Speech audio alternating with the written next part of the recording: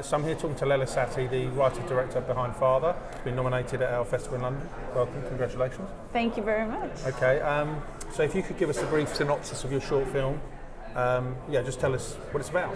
Okay, so Father is a short film. It's a drama. I would say a family psychological drama, and it's a day in the life of a young boy who grows up in this family, and I guess the relationship between the parents and him and the father is not very good. Yeah, I always am a little hesitant giving more information about the film or the story, because then I feel like I'm really revealing a lot, because the film is just 9 minutes. So yeah, it's difficult, isn't it? Because you want to give something away, but you don't want to give too much away. Right. So yeah, I know we've spoken away from this, but perhaps you could tell us where the idea came from. You know, what drove you to make this film, come up with the story? Because, like I said, you're not just a director, you're the writer as well. So, what's the germ of this? How did it all sort of come together? Right.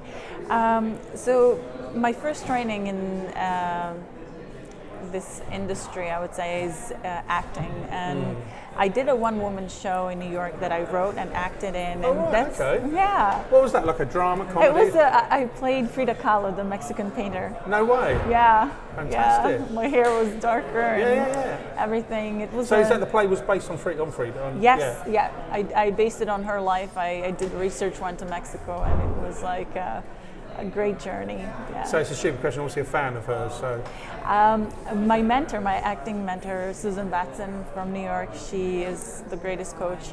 She gave me an opportunity to put this one-woman show, and she directed me in it, and she gave me a choice of 4 women, and I thought that Frida was the most challenging, and that's why I chose her. I wanted challenge, and I wanted something different, and I had to learn some Spanish. I went to Mexico, I met her family, and I did it all myself, and I'm. So that's 4 famous ones. I don't know, like Frida, Ava Perón, or whoever it was. I've got no idea. But who were the other 3 women? Okay, so she gave me 2 actresses. I can't remember the names right now. Right, okay, actually. Sorry, I put you on the spot a bit. That's fascinating stuff. So anyway, we've gone, as usual, I've gone a bit off piste here. So okay. You're doing the one woman show. What was that? Just before we get into coming back to the film, what was that like performing? Is it scary stuff? Yes and no. It's kind of like. I mean, the first night must have been horrendous. You know, before on the first night you performed, but did you kind of get used to it, or not really? Oh yeah, I did. Of course. I mean, it was a process. It was a 2-year process for me, doing research, developing the show while I was at the studio in New York with Susan Batson, and it was discovery, and I just put together 4 scenes that I thought were the most critical to show her life and her art, and that's where I discovered that I can write. And, okay. Yeah, so that's why a year ago, when I thought about writing a piece for myself, I wanted to act in this short film that I wrote and find a director to direct me.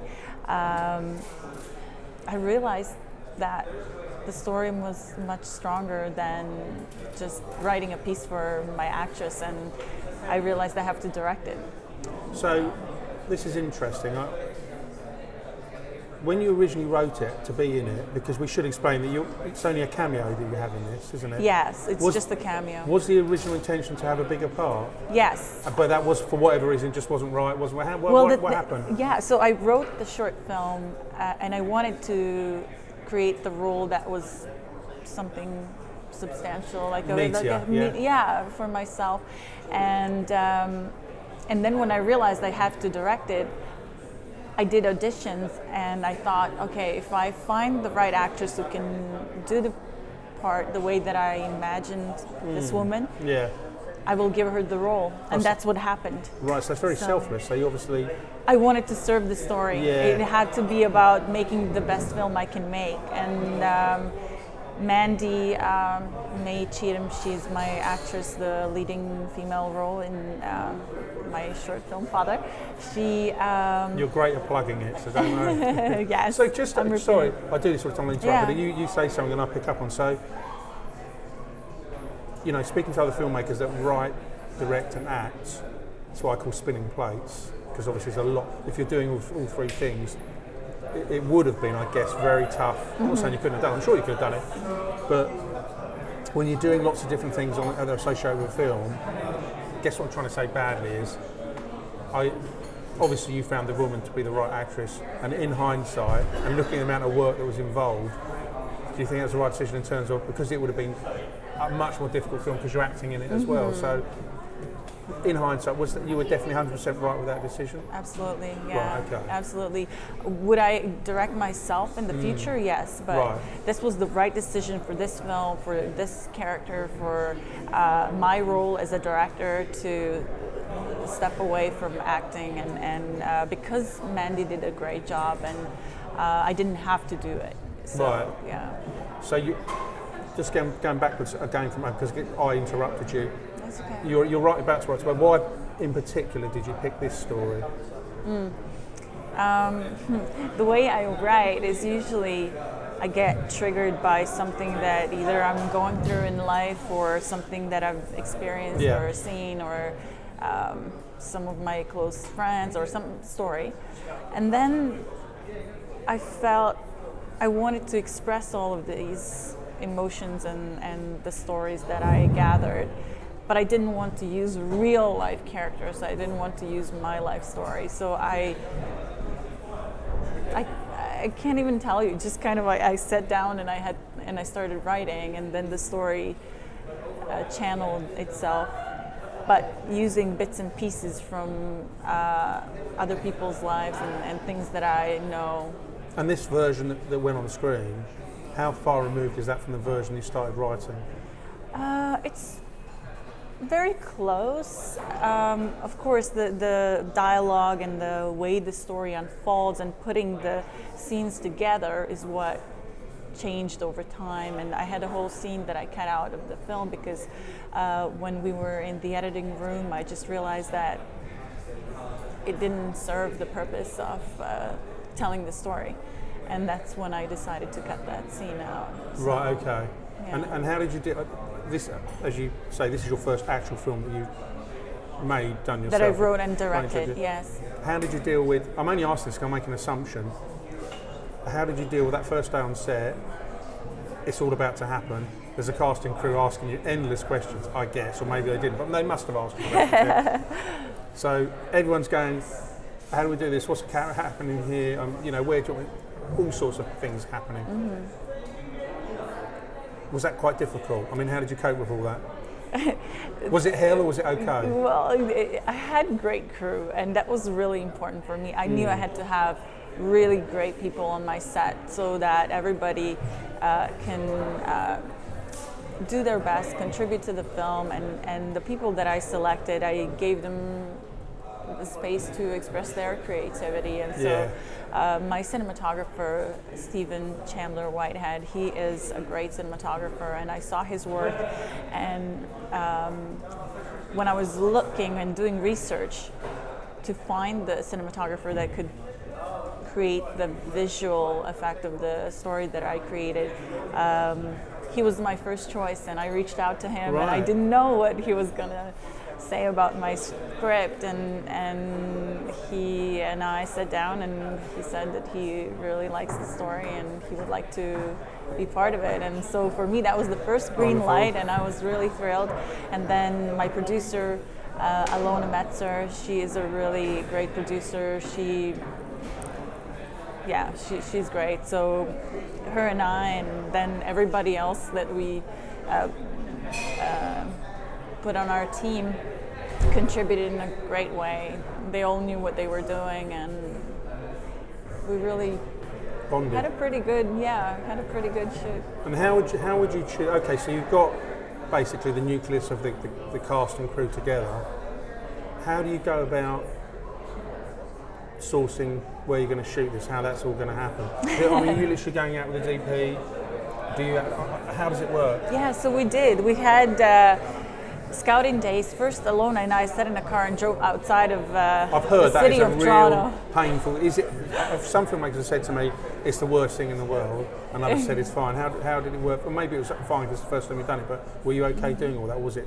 It was fun, actually. It was like a road trip. We drove outside of the city of Toronto and started driving into the rural area of Ontario, and we were just looking, and I knew the image that was what I envisioned for the film and what was written in the script, and we were just looking. So when you say had it been storyboarded, or you didn't need to do it? Because I know it's a short film. It was not storyboarded, but everything was written, and we knew what we were looking for. Right. A house with a lot of space around, and somewhere in the rural Ontario, and we knocked on a few doors and we had a few no's, and then finally we had a yes on a great house that was perfect for our set. And the house was abandoned for 2 years. No one lived in there. No way. But everything was perfectly Was set. Still in place, as it looked like people just stepped outside and went to a store or to work. So they kept it immaculately clean? Yeah. Brilliant. Actually, there was spider webs. We had to clean a lot of dust, but everything was like furniture, dishes. It was just a house, a perfectly complete house. And how long did you have? Like a weekend? We had the house for 2 days, and we shot for 3 days. And each location was pretty much a day of shooting. So, Right. Yeah. So is it everything, the whole... Actually, I should ask you, it's a bit of a cheeky question, but the night before you're starting to shoot, did you have a sleepless night or not? I probably did not sleep much because I was going through Suddenly the it's list of happening. everything, Yeah. you know, like we got everything handled, and just the preparation and getting all the gear and everybody, and carpooling and gear, and yeah, there was not a lot of sleep during those days. And was it the whole experience how you hoped it would be? Yes. Or was it harder? I would say it was about what I expected it to be, and I'm happy that we didn't have any major problems or with lighting, rain, or we had rain, but then we decided to shoot another scene, and so it was not terrible. It was perfect. Okay. As perfect as it can be. Yeah. So, what's been the reaction? I mean, I know you're here, so obviously you're doing well, but you know, away from here, when you first showed the film, what kind of response have you had? Very great. I'm humbled by the response that I'm getting from people. Yeah. They're touched and by the story, and they really like it. And I think it is a special short film, not only because No, I know what you mean. not because it's my film, No. but because I had great people, and it's a collaborative process. So everybody really did their best, and it's a reflection of everyone's work. I know you said about the you originally were going to act in it and found that was the right call, but would you rather be this side of the camera now? I'm an actress in heart, you know, I love acting. I know, but even so, I mean, I've spent a lot of filmmakers that have done similar things, and it's a split. Some say, actually, I want to carry on doing it, doing both, but there's quite a few of them say, I love acting, but this is my real gig. So that's why I'm, you know, be interested. I would do whatever works for that project. So okay. Just like I discovered that it's more important for me to direct this film than act in it, or act and direct, I would decide or choose what would be the right thing to do on the next project, depending on where I think I would do the best job. And what's next? That's a great question. There's a couple of things in that I started working on. I have an idea for a documentary and also for the feature. It's not developing this short, but going with the same kind of feeling, I guess. And it really depends on my collaborators that I can put together for the next project. And I'm having some really great conversations with the people at this festival. Yeah, so some really cool people. Do you think in Canada there is enough support for film? I mean, I know that a lot of films are made in Canada from the US because the tax tax breaks. But moving aside from that, do you think Right. there is enough support for filmmakers? I think so. I think Toronto has a great community of filmmakers,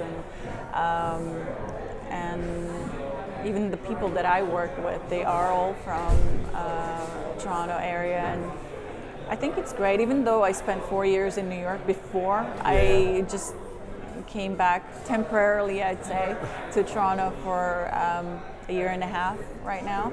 So a lot of my community is still in New York. But Do you miss? Toronto, I know you. Yeah. Did you miss that? I do, but then I also know I can always go back, and I do go often when I need to, and I will go back for a project or just to work on something at the Susan Batson studio, and it's, I don't know, I love to travel, I love to see the world, and I love to be working, and it really depends on the next project. And just finally, when you watch any number of films, it doesn't matter what the films are, there's one thing you look at and you see that's constantly pisses you off when you watch films. You know, do you have a gripe? Well, yeah, of course. I try to enjoy the film as an audience, like as someone who is not in the industry, but I do notice acting. That's the first thing that I notice. And then, of course, editing or everything, mise en scène, camera, color, sound, it's all important. But I think acting is something that I notice first. And is there something you constantly see that you think that's not the way to do things?